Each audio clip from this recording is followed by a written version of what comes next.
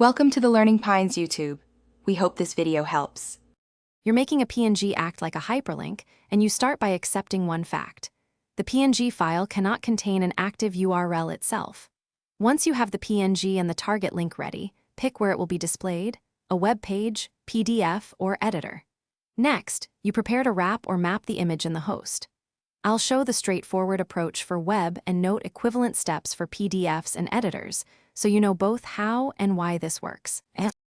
Now implement the clickable area. On the web, place your PNG inside an anchor tag, a href equals your URL img src equals file, PNG alt equals, /a, and the entire image becomes clickable.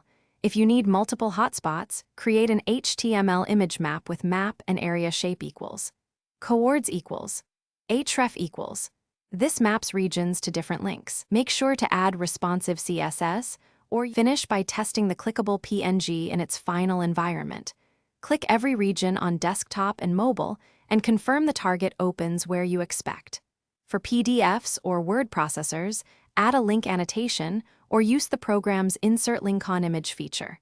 The file still won't contain the link inherently, the container does. If click areas misalign after resizing, update image map coordinates or use an SVG with embedded links to avoid scaling problems. This one troubleshooting tip fixes most alignment headaches.